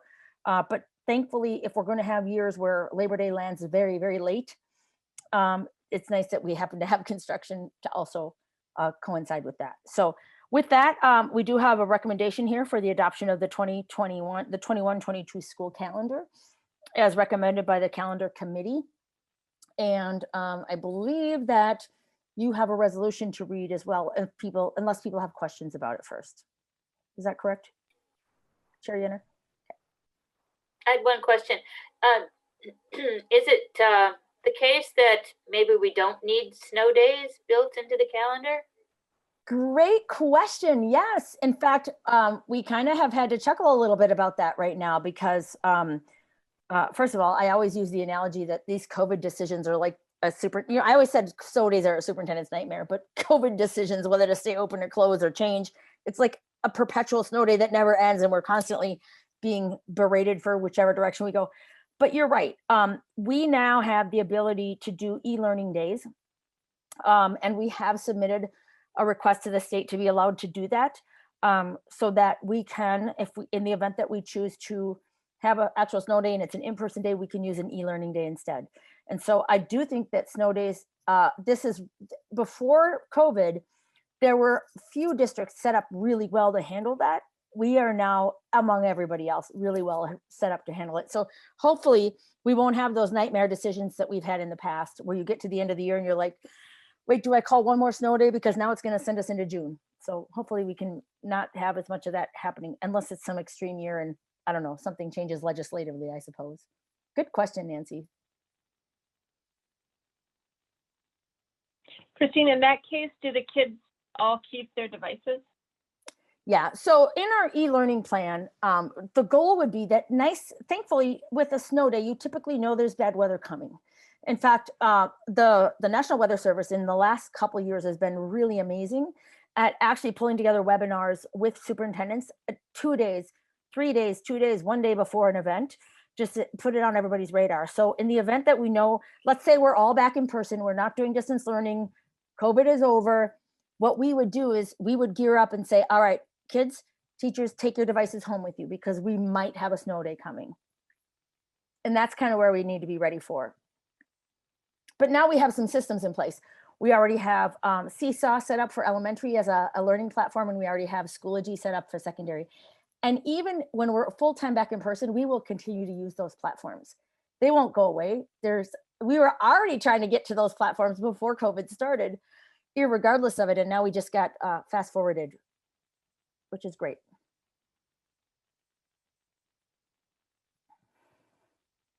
All right, any other questions or comments, or I'll read the resolution? I think you can go ahead. Great. All right. Be it resolved by the School Board of Independent School District number 622 that the attached calendar be approved and adopted for the 2020-2021 school year, and that pursuant to Minnesota Statute 645.44 Subdivision 5, the School Board of Independent School District number 622 has determined that Columbus Day, Indigenous Peoples Day, is not a legal holiday, and therefore public business, including school board and informational meetings, may be transacted on that day. Additionally, schools will be open on Veterans Day, and in accordance with state statute, will have at least 1 hour of activities in observance of Veterans Day. So I need a motion and a second. So moved. Okay, moved by Livingston, Second. second by Jarman. All in favor, say aye. And Kim, please do a roll call. Steve Hunt, Aye. Becky Navy, Aye. Caleb Anderson, Ben Jarman, Aye. Carly Ruff, Aye. Nancy Livingston, Aye. Michelle Yenner. Aye. So that motion's approved, that calendar is approved, and thank you, Christine, and thank you to the calendar committee as well. Next, we have revision of policy 522. That's Okay. Policy 522. Oh my, this is kind of a little bit out of whack. Okay, sorry, I'm looking at an agenda. I'm getting confused.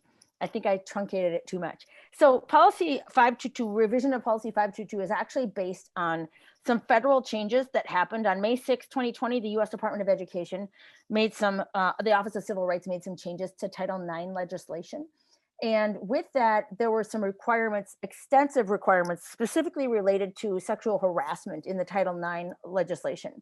And with it, there was a lot of expectation that school districts would revise policies and put a lot more, not only procedures in place for handling complaints, but also more professional development and training for school districts for handling these kinds of things. So again, this is a policy that we did not go in depth with reading every piece of it because it's like 14 pages long, but we have spent a lot of time. You've all looked at it. We had a first formal reading and a second formal reading as well. And tonight is an adoption. Right? Is tonight the adoption? I apologize. Yes, tonight's our adoption. Again, all of this is change in statute. It's we've thoroughly combed our own policy to make sure we're updating all of the information we have so that we are in compliance with the federal statute that has been changed. And our local Title IX coordinator representative is our Director of Student Services, Tricia St. Michael's. And so she is our go-to for any Title IX complaints, including the sexual harassment complaints. And she's very, very thorough, by the way, with any kind of an investigation of sorts. And so this policy just updates with that new federal language.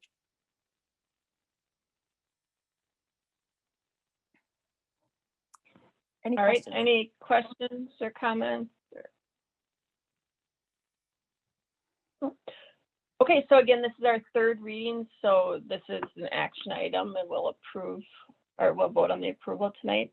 So the resolution is, be it resolved that the School Board of Independent School District number 622 hereby revises the following policy, 522, student sex non-discrimination. So can I get a motion and a second? So moved. Okay, moved by Livingston, Second. second by Navy. All in favor, say aye, and Kim, please do the roll call. Steve Hunt, Aye. Becky Navy, Aye. Caleb Anderson, Ben Jarman, Aye. Carly Ruff, Aye. Nancy Livingston, Aye. Michelle Yenner. Aye. Okay, so that motion is approved. So policy 522 is approved. Next on the agenda, we have guiding principles and 622 boundary committee charge. I am very pleased to once again present to you Jenna Peters, who is our principal on special assignment overseeing facilities. And Jenna and Josh Anderson, who's not here with us this evening, are basically co-chairing the effort to oversee our boundary committee work and our boundary change design process. And so I'm just going to turn it over to Jenna to say a few words about that. Thank you, Chair Yenner, directors of the board and cabinet. You reviewed these guiding principles in the 622 Boundary Committee Charge Statement at the November 10th work session. And so we're asking you to take action on these items tonight. As a reminder, we are undergoing a public process for school boundary changes that will result in new boundaries to be implemented in the fall of 2022. Our school boundary committee will be formed in December, and the plan is to begin meeting in February. And the goal of this committee is to recommend new elementary school boundaries to the school board in late spring of 2021. Something we've talked a lot about is that we recognize that changing school boundaries can be difficult, and also want to acknowledge that it's very likely that our school board will hear some strong opinions from our community members regarding our new boundaries. There is no process that we can facilitate that will please everyone with the new boundaries, and hearing from our community members should not be seen as a sign of a poor process. Our measure of success will be based on really aiming to run a transparent process that involves and includes our community members and adheres to these guiding principles to the greatest extent possible, and also to our district's mission to develop and empower lifelong learners who thrive in diverse communities.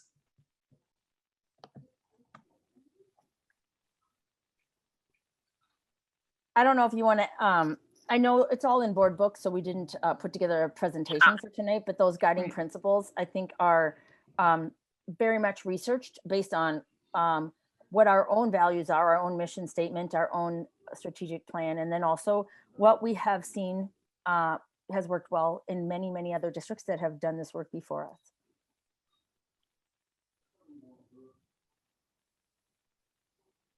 Great, thanks. Any questions or comments? I just have a quick So comment. Jenna, yeah, Steve? I'm much more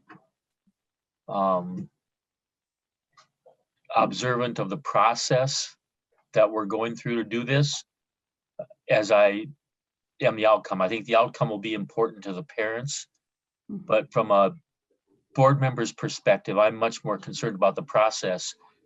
And I think the process that you've outlined is excellent. I think it'll go a long ways towards answering any questions that individuals might have about how we end up wherever we end up.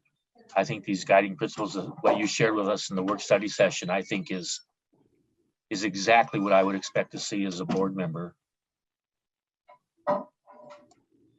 Thank you. They've done a great job. I'll hats off to Jenna and Josh and their foundational leadership with this. And I have to add Troy too, because Troy's been really having a lot, Troy oversees all the inter-district transfers, the open enrollment, and he has been a key team member as well. And I would be remiss if I didn't add him to that too, because he already manages everything so beautifully with an equity lens in how we look at the work and how we think about how to best build really equitable environments for all of our learners.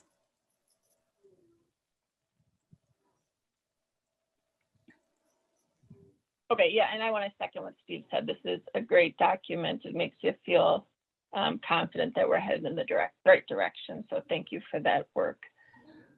Anybody, if you have any comments or questions, otherwise I'm going to read the resolution. Okay, so be it resolved by the School Board of Independent School District number 622 that the boundary change guiding principles and committee charge statement be approved and presented. Approved as presented. So I need a motion and a second. So moved.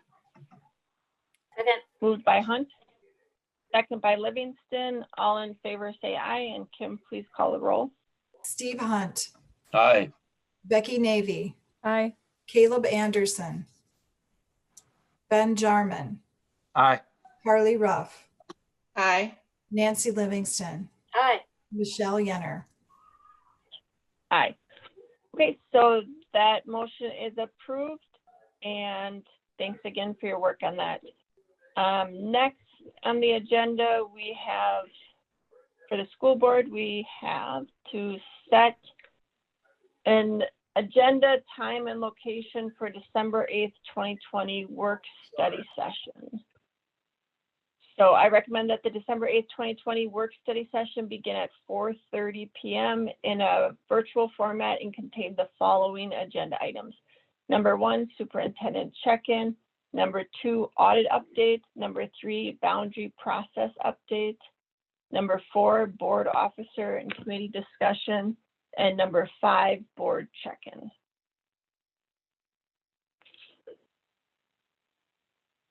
So I need a motion and a second to approve that, right, Kim? Yeah.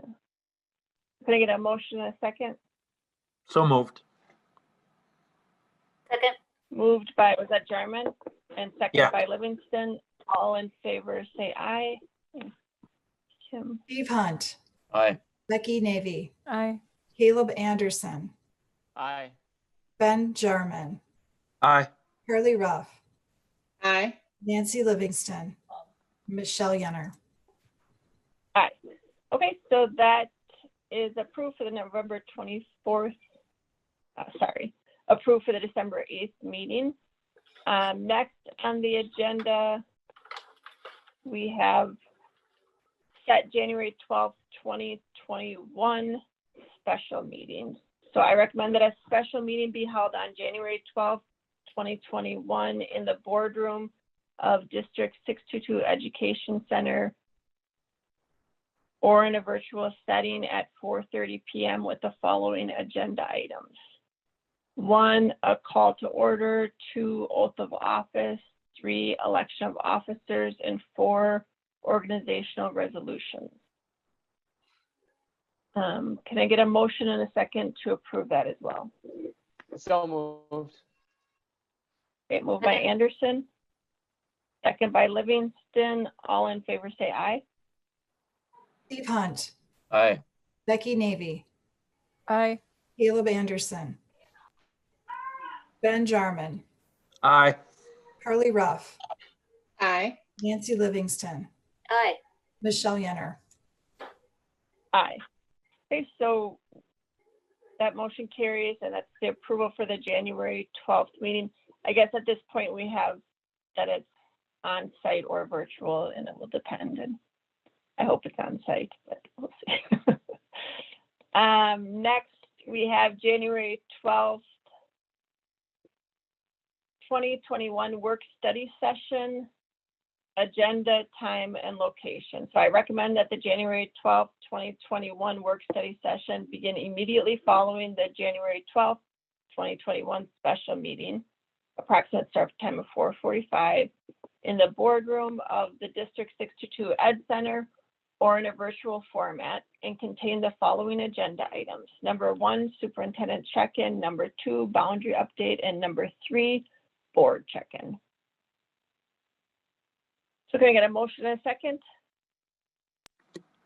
So moved. Okay, moved by Jarman. Second. Second by Livingston. All in favor say aye. Steve Hunt, Aye. Becky Navy, Aye. Ben Jarman, Aye. Carly Ruff, Aye. Nancy Livingston, Aye. Caleb Anderson, Aye. Michelle Yenner. Aye. Okay, so that motion carries for the January 12th work study session.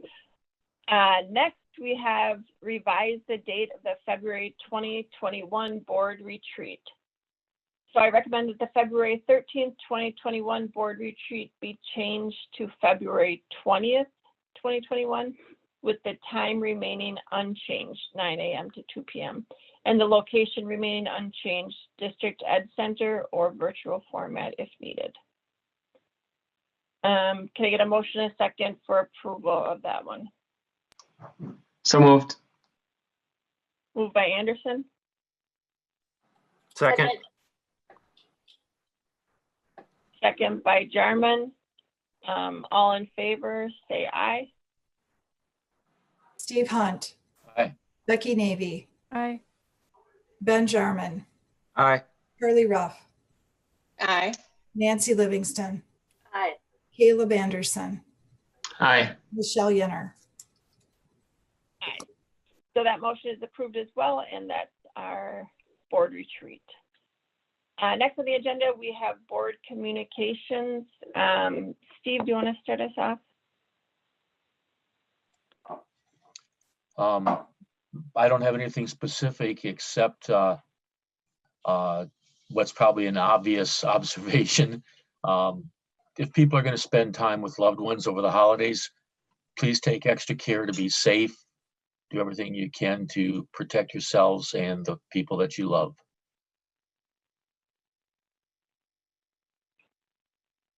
All right, thanks, Steve. Becky? Nothing tonight, thank you. Okay, thanks. Ben? Yeah, I have a couple things. First of all, just some straight observations. Because I've been lucky enough to be at home and work with my son in 6th grade at Maplewood Middle. I've got to look at Schoology, and I've got to hear his teachers teaching. And a couple things I wanted to bring up. One, I know at the very beginning of the year, the focus was on getting everyone squared away on technology and just making sure that ran as well as possible, with the idea that eventually we would get around to digging into content. And I just, at least from my perspective, I want to say I've seen that in the 6th grade classrooms that I've listened to. You can tell that people are getting comfortable with the technology, teachers and students, and it's really great to see these really clever, creative, innovative ways to try to find ways to engage kids, and also to really get into the content, which is what we would obviously be looking for if it was a traditional school year, if it was a normal school year, but it's not that at all. Just for an example, breakout rooms is something that I've seen the teachers using a lot, and it really seems to be going as smooth as it can be, as long as you trust your students are doing their thing. But then you can see the teachers will pop in and out of the different breakout rooms that are out there. So you'll see the kids have to work by themselves, but then the teacher will pop in and say, "How's it going? What are you guys talking about?" And it's really encouraging to see that kind of thing happening when we've had less than a year to plan for that. I think it's a real testament to how much effort the teachers have put into figuring out ways to engage our students, as difficult as it has been. And again, I've only seen it from 6th grade, but it's happening in multiple 6th grade classes. So it's not just like one teacher doing that kind of thing. It's your science teacher, it's your math teacher, it's your English teacher doing these breakout sessions, which is, teachers really pushing as hard as they can to try to make this work under the current conditions. And then I'd say we'd be missing out if we didn't highlight something that Manny said, the student board rep, way at the beginning of the call. Today is the end of the first trimester. And I think that's a really big milestone. I think that's a big reason to celebrate, with all of the tough, negative things that have been happening over the last year, 2020. Here we are in the middle of a horrible, horrible pandemic, and we have finished a trimester of school. It's been a bumpy road, but we're here, and we're still talking about it. We're still planning, and we're still looking forward to the 2 other trimesters that are coming. And I want to thank everybody for busting their butts to make this happen. Thanks a lot. All right, thanks, Ben. Carly? Yeah, I want to echo Ben with the thank you to Ms. Jenna, our superintendent, Christine, and to Rachel with the consistency with the data that you've been collecting and just delivering and communicating on this platform to the community in our district. On the receiving end, as a mom in the district, as a Black mother, just looking at that data just makes me feel like District 622 has taken a stand in solidarity with Black Lives Matter. Like, you know, everyone's saying it, but maybe that's the evidence right there that someone has been intentional, or a group of people have been intentional with their efforts. They took those dark days of George Floyd and did something about it. And the parents, like Nancy was saying, in collaboration and just all those many different efforts on that kid made a difference. I honestly don't recall ever seeing that type of data. It's always been opposite. And it's not that we want one to win and one to lose, it's just, when have we seen that? So I'll never forget that data. And I'll always use that as a model in my future, in my work area, where I'll use this district as a model, an example of what we did in this district. And I want to say, if the teachers are listening, thank you. As a parent, I was concerned when I moved here, just, you know, being one of the Black people on the block, and I don't know my neighbors. Oh my God, I was scared. Does the teacher care about my little Black son? I was scared. I cried. The teacher helped me. We cried together. Then we wiped our eyes and we said, we're going to do this. And I think that's the evidence of that. So thank you. I can keep going on, but thank you. And I'm going to brag about that. I'm sorry, I'm going to brag. So thank you. All right, thanks, Carly. Nancy? We will miss Carly so much on the board. She's just awesome. So Carly, don't go away. We won't let her, I promise you. I just want to, again, I raise awareness or confirm people's awareness about the mental health issues that are facing our kids. You know, they're just, the achievement data looks good and hooray, but you know what, they're just not getting, you know, the interaction with peers and choir and band and theater and orchestra and sports, and so there's a lot of that, you know, social emotional learning that is not happening. And so I encourage people to reach out to others however they can safely to combat the pandemic of loneliness. I think it's really concerning. So I want to say that. And then the other thing is to capitalize on what Ben was saying, my little testimonial about my kindergarten grandson. Again, he's a Weaver student, reading and writing like a champ. You know, I mean, it's just awesome. But you know what? My daughter is really, with 3 little kids at home, I mean, parents are stressed, and a shout out to parents. Honest to God, it's just a lot to keep the whole ship afloat. Hang in there, parents, hang in there, teachers, hang in there, community. We will survive. There is hope. Thank you. All right, thanks, Nancy. The last thing on our agenda here we have is our future board meeting dates. We have December 8th, 2020 work study session and December 15th, 2020 business meeting at 6 p.m.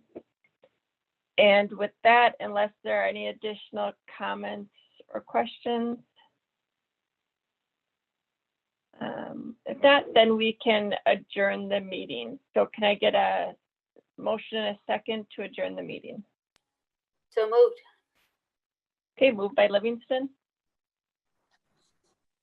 Second, second by Navy. All in favor, say aye, and Kim will do the roll call. Steve Hunt, Aye. Becky Navy, aye. Ben Jarman, Aye. Carly Ruff, Aye. Nancy Livingston, Aye. Michelle Yenner. Aye. So that motion is approved and meeting's adjourned. Have a good night, you guys. Bye-bye.